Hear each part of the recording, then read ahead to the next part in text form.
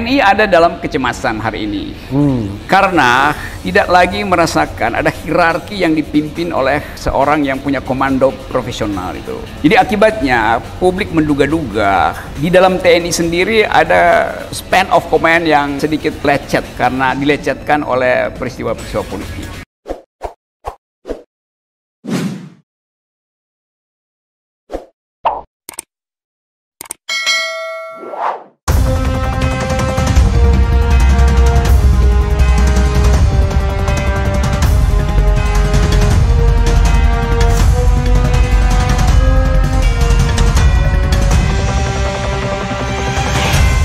Ya, Sobat RH sekalian, jumpa lagi kita di channel yang keren ini, Keren Cadas. Kali ini di Cecar Show ada tamu yang sangat istimewa. Jadi pertama-tama channel Refli Harun mengundang beliau, dan beliau itu seperti bom molotov, dinamit ya. Jadi untuk meledak lagi di Cecar Show, saya undang lagi. Karena kalau di Cecar itu awal-awal, pertama kali beliau di Cecar Show awal-awal juga saya undang beliau karena show itu berarti di depan. Beliau adalah pendatang baru yang harus menggerung. Rocky Gerung. Oke. Saya panggil Bung ya. Bung, Bang, Bro, suka-suka dah. Kenapa saya panggil Bung? Biasanya orang yang saya panggil Bung itu masih punya kans untuk menjadi calon presiden 2024. Itu kalau nggak dicercah. Kalau nggak dicercah. Soalnya kalau panggil Bang itu biasanya tadi ada Lius Sungkarisma, saya panggil Bang ya.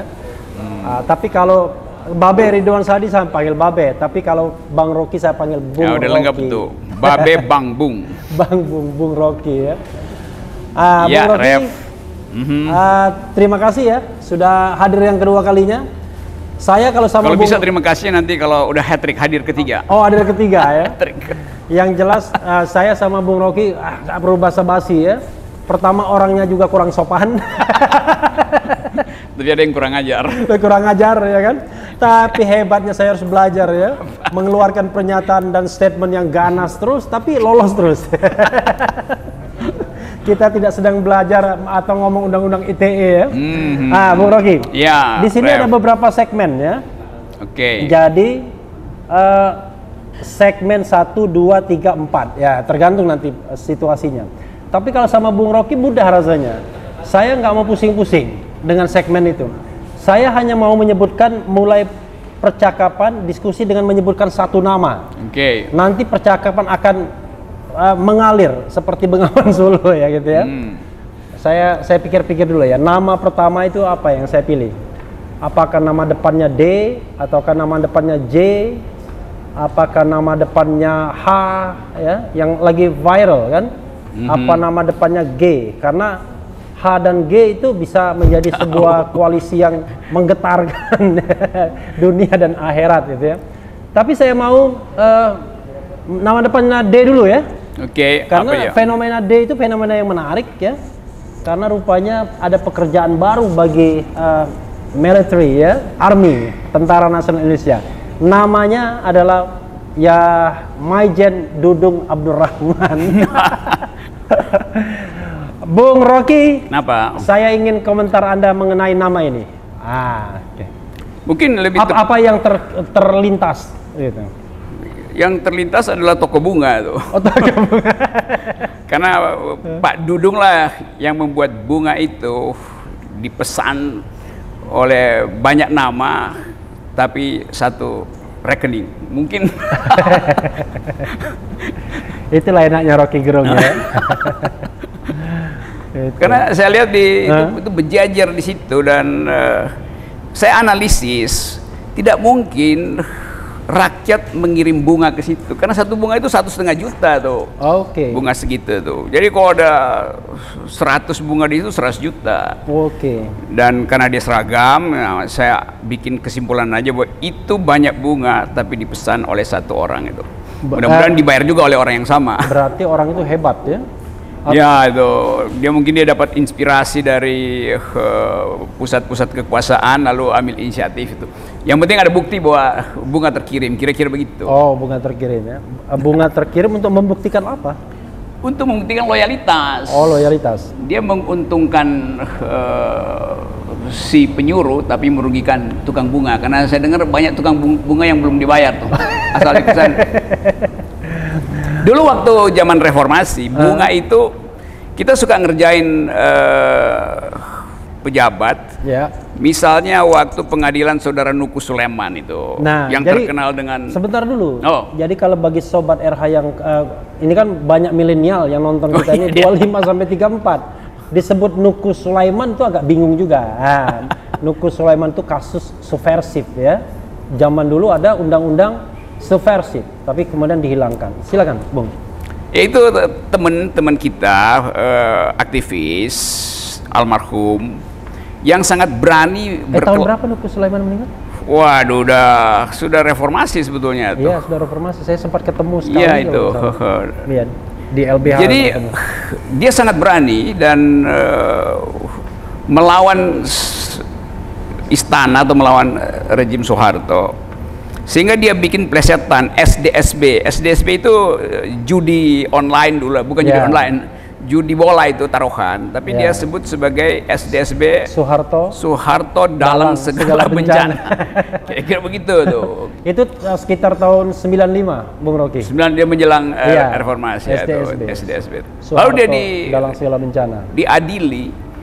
Lalu kita ganggu pengadilan Jakarta Pusat. Kita telepon tukang bunga, kirimin bunga ke situ. Kasih ucapan selamat pada si hakim supaya jadi geger di situ tuh. Nah, kita juga nakal waktu itu dan nggak bayar tukang bunganya. Tapi belakangan tukang bunga itu mengerti bahwa itu untuk politik. Jadi mereka bilang, oh udah nggak apa-apa, kita kirimin ke situ tuh. Nah, kalau ini kan yang tiba ke Pak Dudung itu sebetulnya kita nggak tahu siapa yang kirim. Jadi mestinya dibayar gitu. Tapi jumlahnya waktu itu berapa bunga? 100 bunga juga? Ya mungkin 20-30 ya 20, tuh, karena dipesan dari Cikini dulu tempat karangan bunga itu. Nah, itu yang menarik Bung Rocky, kalau kita bicara Dudung Abdurrahman ya, kita tahu amanat reformasi itu adalah mengembalikan TNI ke barak, dihilangkan dui fungsi ABRI. Back to barracks. Ya, back to barak ya kan. Cuma yang jadi masalah adalah banyak tuduhan ya. Pada masa pemerintahan Presiden Jokowi ini, justru TNI yang sudah ogah main politik ditarik-tarik. Terbukti misalnya ada komisaris BUMN dari TNI aktif. Ya, menggantikan komisaris sipil yang digusur gara-gara kritis gitu. Ini bukan curhat, ini fakta. Yang kedua adalah ini kita bicara tentang pemulihan ekonomi dan penanggulangan COVID-19. Tiba-tiba saya sebagai ketua pelaksana harian merasa perlu, ya kan? Didampingi wakil ketua seorang jenderal angkatan darat, kira-kira begitu ya. Lalu ada juga jabatan-jabatan sipil lainnya yang juga TNI ikut. Nah, saya nggak mau menyebutkan namanya karena sekarang ini kan zaman COVID-19 kadang-kadang dibutuhkan orang itu. Berikutnya yang paling spektakuler adalah ada pekerjaan baru, yaitu menurunkan baliho. Tapi ini bukan hanya soal menurunkan baliho, tapi ini seperti mau melibatkan TNI dalam sebuah pertikaian tak berkesudahan gitu ya. Silakan Bung. Jadi ini bukan sekedar difungsi tentara, tapi multifungsi dari ABRI itu, dari TNI, nurunin baliho, jadi komisaris, di satgas segala macam itu. Ini artinya rejim itu nggak punya pride, nggak punya harga diri itu untuk menganggap bahwa kita kuat, rejim ini kuat karena dilindungi oleh demokrasi itu. Jadi kalau dia masih mengundang tentara masuk ke istana, itu artinya rejimnya rapuh sebetulnya kan. Jadi tanda rejim rapuh itu mengajak ulang TNI untuk masuk dalam kekuasaan. Padahal dari awal kita putuskan bahwa kembalikan politik ke dalam wilayah civilian values itu.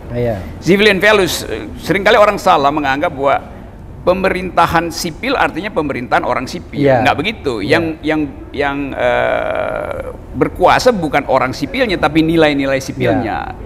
Karena itu mesti disebut bukan civilian supremacy, tapi the supremacy of civilian value gitu. Yang supreme adalah nilai-nilai sipil. Walaupun dia militer presidennya, purnawirawan misalnya, tapi dia mesti tunduk pada nilai-nilai sipil kan itu. Jadi kelihatannya rejim ini nggak ngerti bahwa demokrasi ini kita maksudkan supaya civilian values itu tumbuh di mana-mana. Nah sekarang bahkan orang sipil itu udah belaga tentara kan. Karena terkontaminasi dengan biasanya salah satu cirinya adalah apel siaga biasanya. Ya apel siaga, dikasih seragam segala macam itu jadi sesuatu yang memburuk sebetulnya dan diamati oleh internasional, dan itu yang salah satu penyebab kenapa indeks demokrasi kita diturunkan di dalam banyak skala dunia tuh. Yang jelas partly free kita kan. Yep. Negara yang separuh bebas. Ya. Dan itu sejak 2016 loh Bung Rocky, artinya kan sejak pemerintahan Presiden Jokowi. Ya, pemerintahan yang punya legitimasi kuat, dia nggak memerlukan tambahan kekuatan sebetulnya, kan legitimasinya sendiri udah kuat. Tapi ini pertanda bahwa Presiden Jokowi legalitasnya kuat, legitimasinya kurang itu. Karena itu dia minta disupport, disubsidi oleh kekuasaan yang punya lambang-lambang pengendalian kekerasan, tentara, polisi, dan publik tonton itu sebetulnya sebagai satu keanehan dalam demokrasi itu. Dijamin oleh civilian values, tapi kepangkatan militer itu dioperasikan ke institusi sipil, kan itu buruknya tuh. Ya, saya ingin underline ya. Ya. Panglima TNI melalui Kapuspen TNI mengatakan tidak ada perintah dari Panglima TNI kepada Pangdam Jaya. KSP melalui Doni Gahral Adian ya. Ya, itu kan junior Bung Rocky kan di UI. Ya, pernah jadi asisten saya. Jadi mengatakan itu bukan perintah dari istana. Dia pastikan itu kan sebagai orang yang lalu lalang di televisi menjadi jubir KSP dan jubir untuk media ya. Oke. The question is ya kan, mungkinkah seorang Dudung ya itu melakukan itu secara independen? Kalau Panglima TNI kan yang bisa yang berkuasa ke dia untuk memerintahkan itu paling Kasat, KSAD.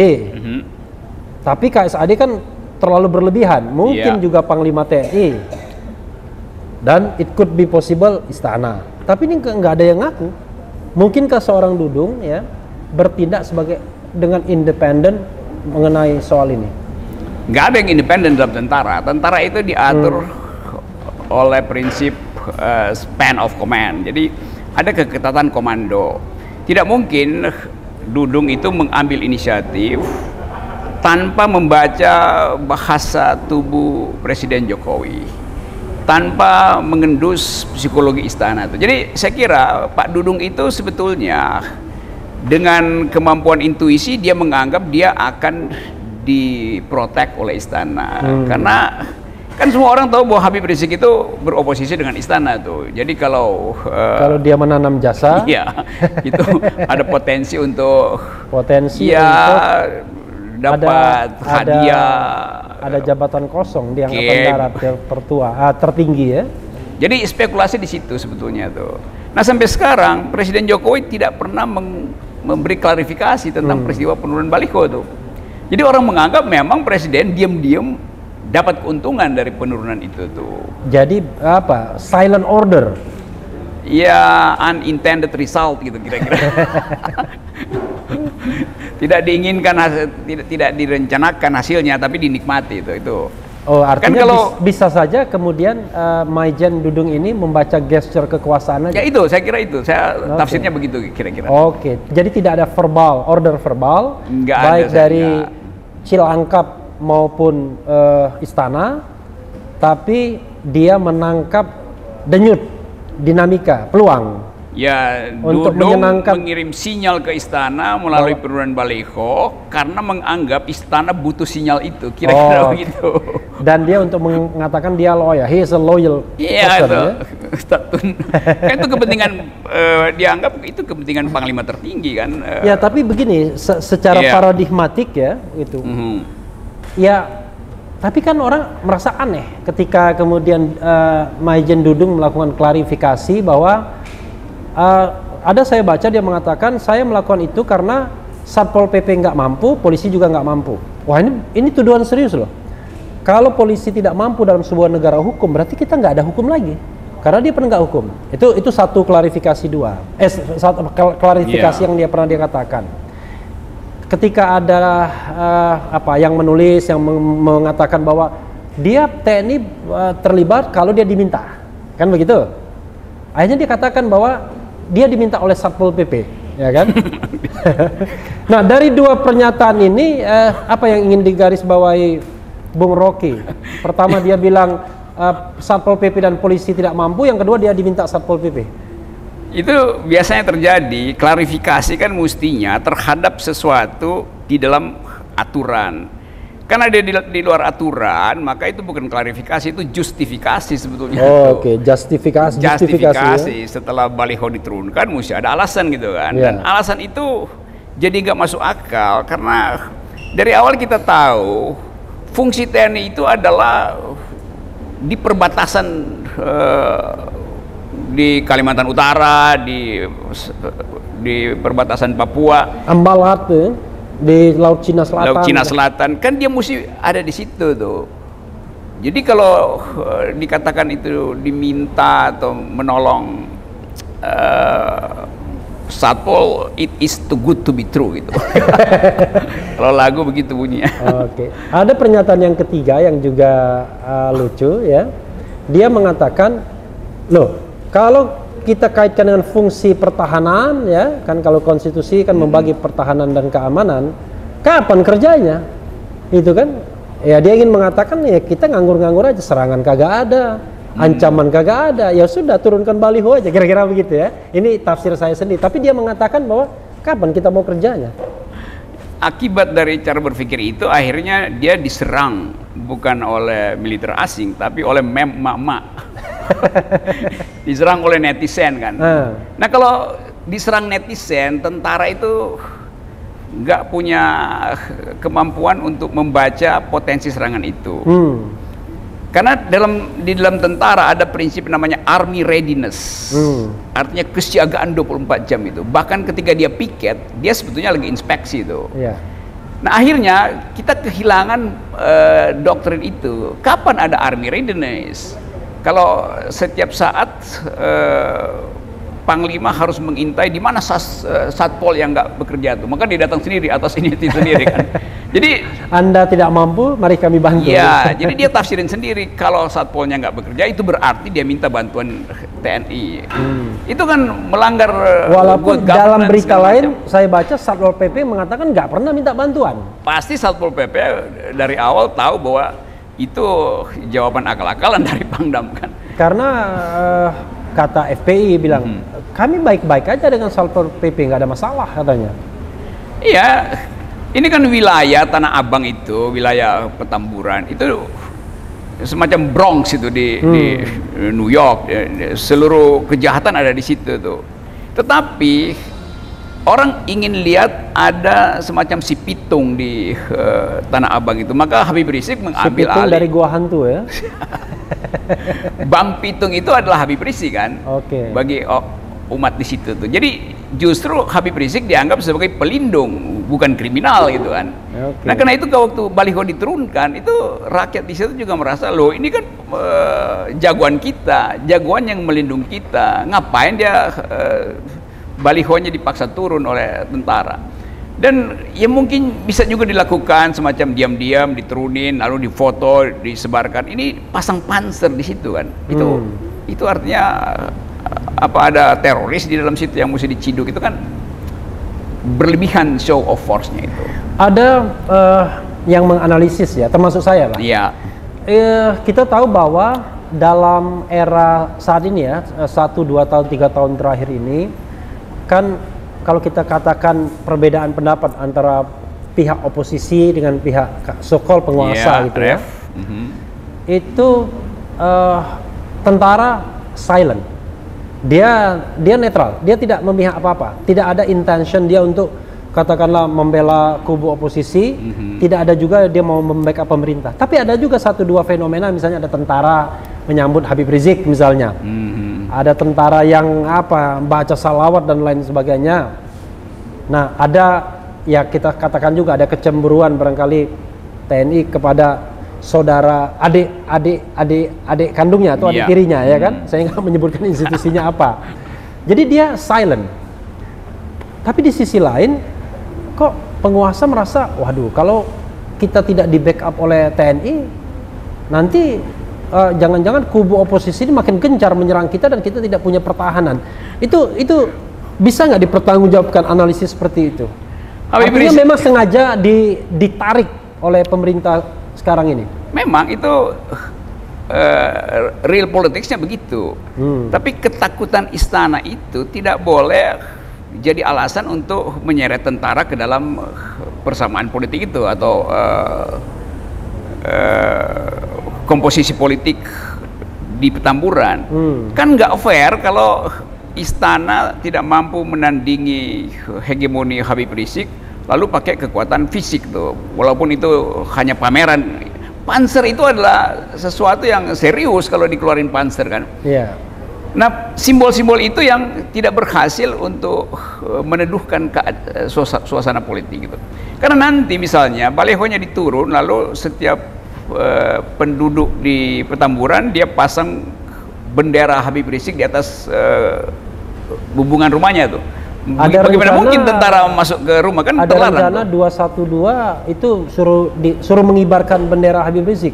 Ya, itu dan juga pakai baju kaos Habib Rizik. Ini di sini sudah ada yang mau menjadi produsen. Ya kan, itu kan kegembiraan orang menyambut pemimpinnya. Si pitung balik lagi, kira-kira begitu kalau kata orang Betawi itu. Jadi hak dari publik untuk merayakan 212, merayakan Habib Rizik. Jadi mesti dianggap itu sebagai festival politik biasa aja tuh. Justru karena tegang, maka berbagai macam skenario kemudian berupaya untuk dibatalkan. Padahal skenario yang nggak ada, orang cuman mungkin juga diskusi besar itu apa yang ditakutin oleh rejim. Tapi ada satu soal juga yang perlu kita garis bawahi, soal koopsus ya, koperasi lagi, Komando Operasi Khusus, Koopsus. Itu pasukan elit yang dibentuk tahun 2019 masa Panglima TNI Hadi Cahyanto.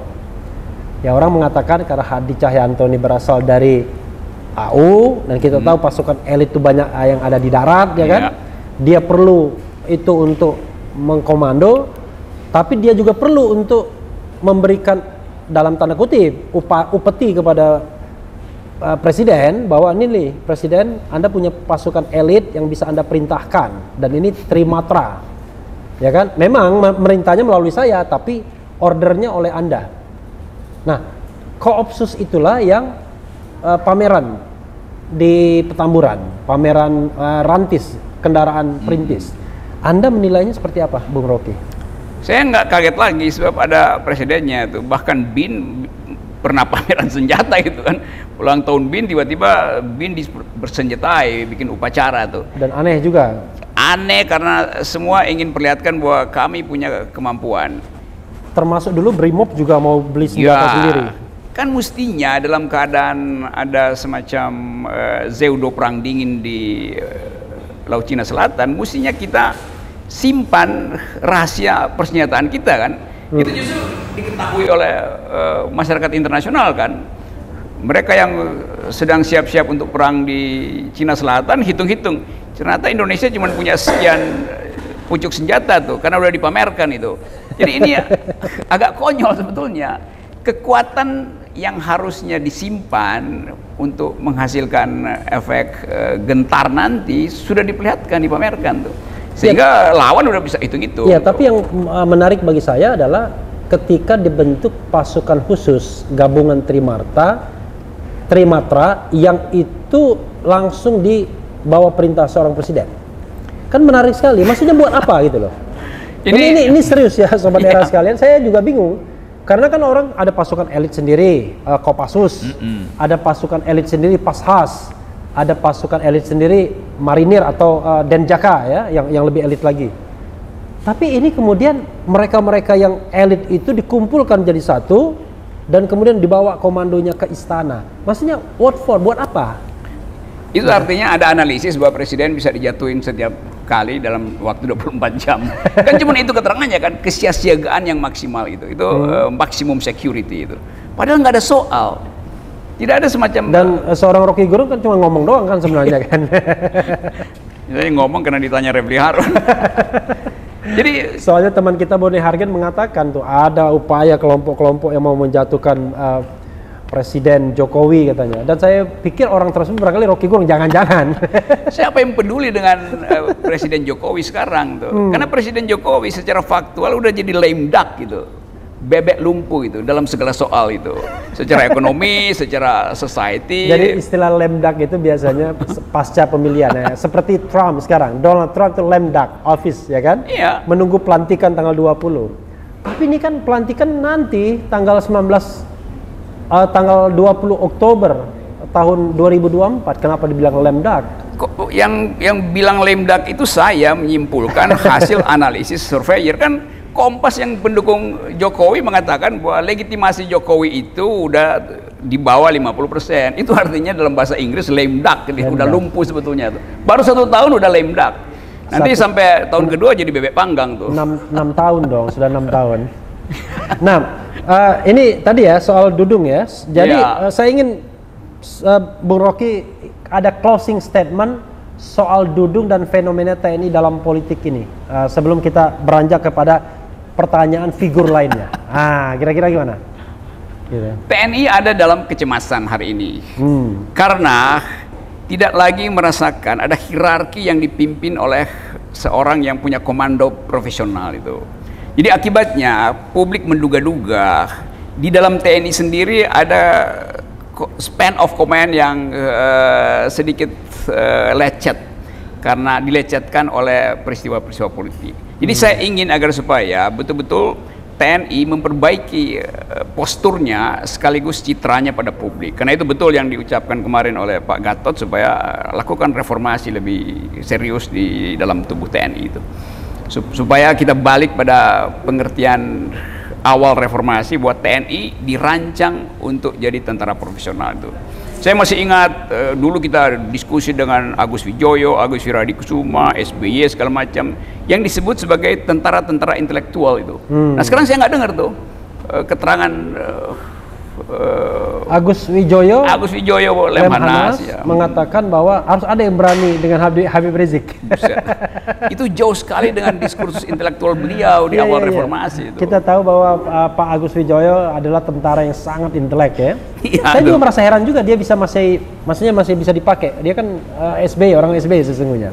Kita ini sedang berdiskusi ya Bung ya. Jadi mohon kita tidak bicara mengenai soal ini sebagian dari kebebasan berserikat, berkumpul, mengeluarkan opini baik secara lisan maupun tulisan ya.